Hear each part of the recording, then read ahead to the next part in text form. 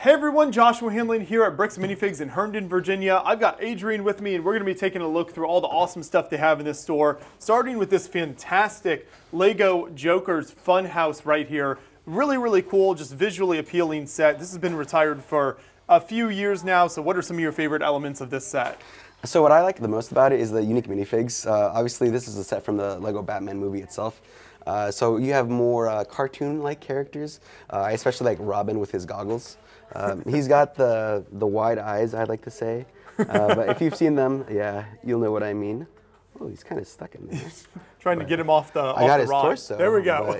His headpiece is specific, you know. He does have the goggles are pretty funny looking. And that's what I like the most. But like I said, the unique minifigs, Batman is usually known for being dressed in all black, but you have the all-white variation. I do try to collect all the Batman movie stuff, so this is one that's been on my list for a while. So when we got it at the store, I was very excited. I could tell put part of it together. I was like, oh man, now I see wait to add this to my own collection, you know. And I believe there are some play features on the back if you'd like to see. Turn this around. Perfect. I know the track itself, like you said, moves. I think if I was able to buy this, I would find a way to motorize it, which is always fun. But you have some references to the movie itself. I mean, if you've seen the Lego Batman movie, you know that this is part of it. Yeah, this is a big part of it. So it's really nice. And then, in addition to this set, you've got some custom stuff like this mosaic here. What's the story behind that? That's our friend, Mr. Way. I'm sure many people know him from pop culture and media. But essentially, I believe that's the owner is one of his favorite shows. And we are trying to make more mosaics like that. I think what you can do is buy the instructions online. I believe all you have to do is buy the actual mosaic sets. Like I think we use the Batman one for that. And I've seen a lot of customs, especially with like the Star Wars, the Sith ones. You can make Darth Vader, you can make Anakin. But I mean, if you're more creative, you can make something like this. So it's always really fun. And then out front here, you've got your bulk tables. So there's a few different tables here. How do you guys kind of sort or organize this? What's your approach to the bulk? This is one of my favorite things to do. Obviously, as the Bricks and Minifigs, we buy, trade, and sell. So when we buy it, a lot of people bring in loose tubs of pieces. We bring it through a washing process. Once that's good to go, we separate it into 5 categories. We have regular bulk, which is what you see here. We have premium bulk, which could be anything like windows, stairs, you know, tires, or like bionicle pieces, anything of like that's of a unique nature. We have minifigs, obviously. You can find some gold in there. I know we found some unique minifigs along the way. Then we have non-Lego because, of course, not everything's going to be perfectly Lego. You know, you find some other types of bricks that aren't official Lego. You find Connects pieces, you find little action figures, stuff like that. And then the last section we have is for Technic. So we try to take those pieces out as well because, you know, it's not standard with Lego bricks. You know, they don't mesh as well.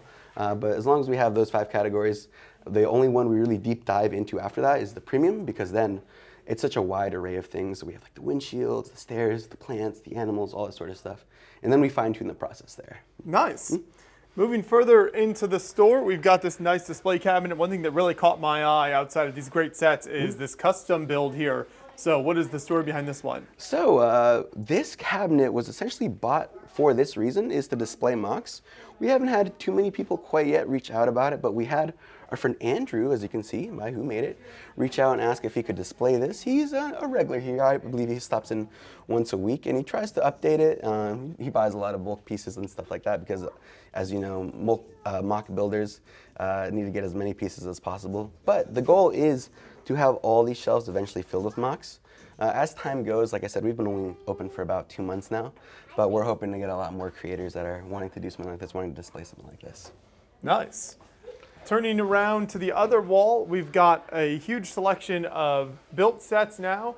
You've got some really cool ones that are retired here, like the old agent stuff, as well as like the Baron's Manor up there. Pac-Man is currently available, but a really fun set.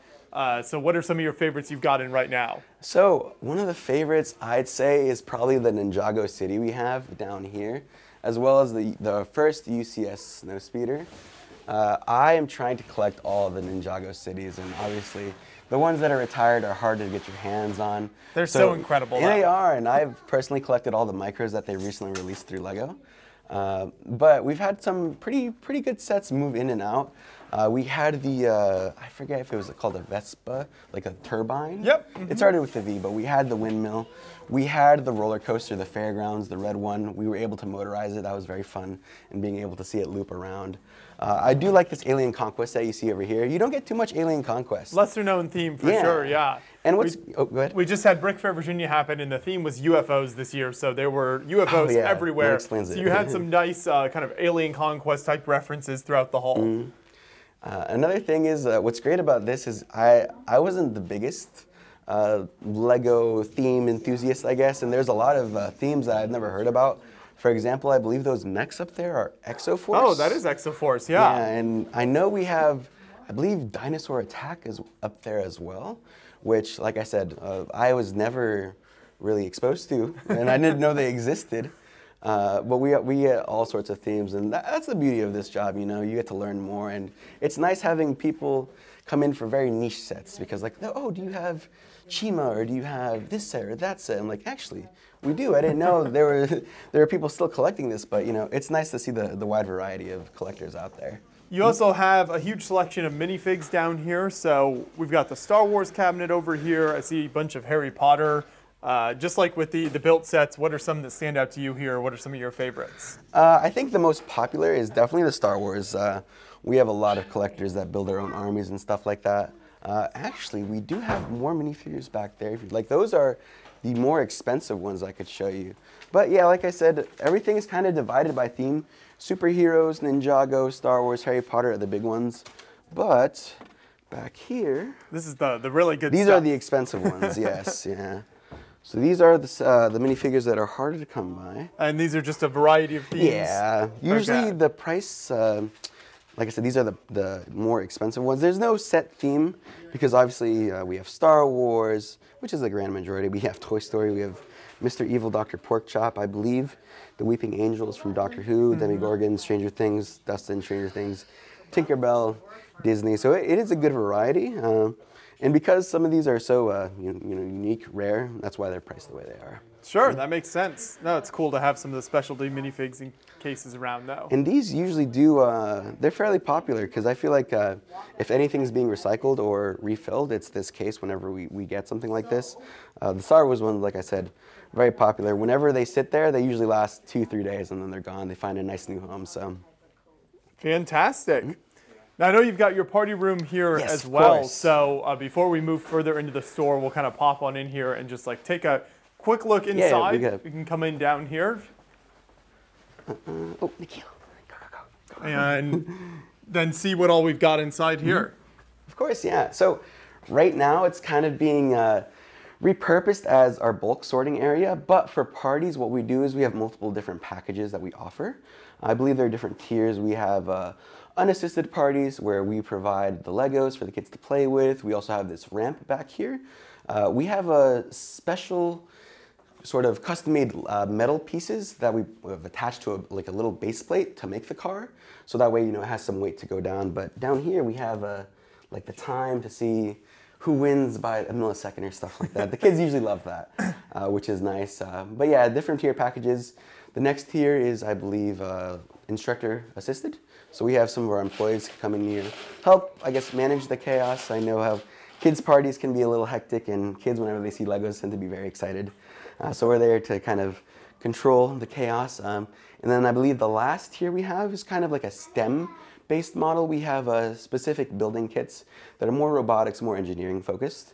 And then that's the most expensive tier, and those are also instructor-led. I believe they have like little iPads that they use with the instructions and stuff like that. But like I said, right now it is currently being used as the bulk sorting station. So this is what you mentioned earlier with the different ways you will kind of organize some of this out. Most of this is the premium bulk, and as you can see by some of the labels, what the specific parts are. So we have like our tires, we have like, I guess this would be like landscapes with like rocks and stuff like that. Ladders, plants, boat parts, animal parts, small base plates, minifigs, Technic, all this sort of stuff. And when we get a lot of bulk, like I said, we have tubs and tubs of it in the back that we still need to go through. But like I said, it's very therapeutic, I'd say. You know, you could just be here, you know, put your music in, relax, and just sort Lego. And that's the best part, you know. I get to be here, I get to work with Lego all day, and you know, it's always fun. Perfect. We'll make our way back out now then and head further into the store. Oh, we can go in. And we get some of the minifig kind of balls and then the makers here as well. Yeah, so the minifig balls, I believe it's for more generic minifigs. What we do is we try to add an accessory or two in there. And the kids love this because they see, they're like, oh, I want this one's a skeleton, or oh, it's a construction worker. Like I said, I believe most of it could be city. You might find an occasional Star Wars, an occasional Harry Potter in there. As far as the minifig maker itself, we actually just recently implemented this friend section because, as you know, the friends minifigs are not, they don't interlock with the traditional minifig. So we had that. It's been requested for a while now, so I'm glad we finally have something for that. And as for the minifig maker table, you know, pretty standard: legs, torso, head, accessories, hair pieces, anything like that. What I'll say is sometimes our minifig process to get the minifig makers is not as refined as we'd like. So there are some nice pieces in there, because I remember specifically some people, they make it, but it's like, oh, I made a whole battle pack. I'm like, nice. And they've been searching for, you know, half an hour to an hour, but you know, it's worth your while if you could find something specifically you're looking for. But no, yeah, I've seen quite a few amalgamations in there, but I think they're really cool. You know, kids are very creative with what they make, so it's always nice seeing their own little creations. Absolutely. And then you've got some nice kind of display pieces out here with the Taj Mahal and the Colosseum. So we move this direction. So does that stuff move in and out a lot? So the bigger stuff, I'd say, is actually a little bit more difficult to move around. Obviously, when I want to buy a big set, I like to build it myself. Yeah. So when it's pre-built, it might not have the same appeal, but there's definitely a market for it. I know we've sold some other bigger sets that have been built like this, but for the most part, these are used for displays.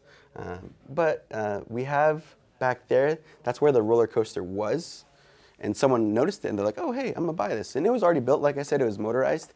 So that is one thing that's been moving, but whenever something big cycles out, we usually have stuff in the back that's ready to cycle in for it. So as you can see, we have the Old Trafford Stadium, and then we have the Home Alone house to take care of it. Fantastic. And then this wall is one of my favorites in the store because it's got a bunch of retired stuff here. And you've got really unique things like Life on Mars over there, some Bionicle below that, and then even Star Wars, Lone Ranger stuff, some older castle, some of everything. What are some of your favorites in this section? So I personally collect Hero Factory. So when we were able to get these Furnos bikes, they caught my attention immediately. And the fact that we have two of them is like, you know what? If I buy one, there's still one for the customer. Not a lot of Hero Factory collectors out there. But I'd say this is the main sort of novelty of the store, you know. Different from a regular Lego store, we're allowed to sell anything that's retired like that.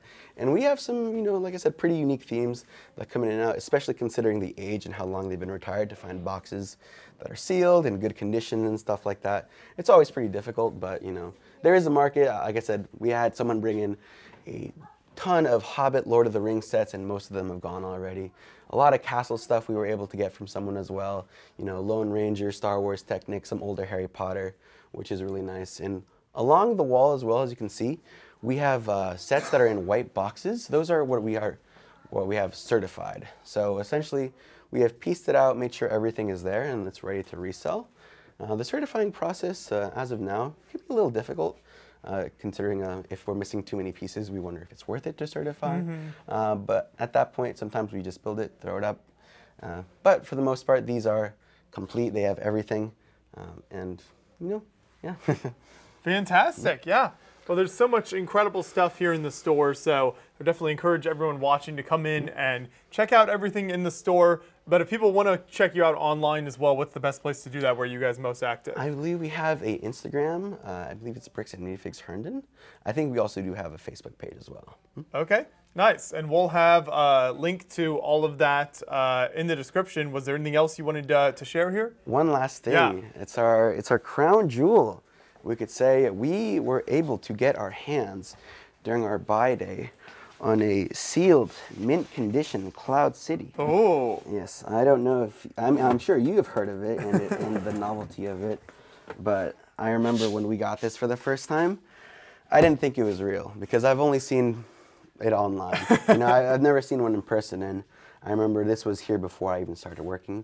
It was in the inventory closet, and I was like, is that what I think it is? Because it was in really thick bubble wrap, so I could hardly tell, but I saw it and I was like, yeah, that's Cloud City. So what we did is we got a custom acrylic case for it, obviously to maintain its condition. But finding one in the mint condition is pretty difficult right now. And the asking price that we have so far is $12,000 for it. So pretty steep. And as you know, the Boba Fett, the minifigures, this is the first time they did arm printing and specialized leg printing and stuff like that.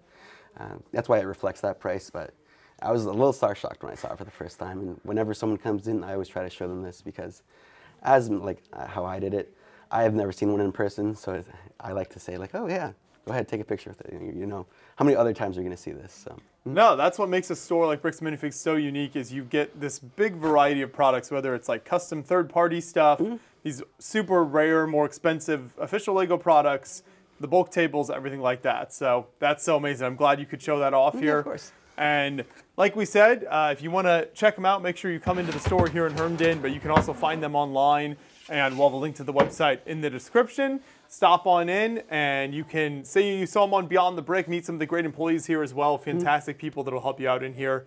Thank you so much for the tour today. Thank you guys. Bye-bye, y'all.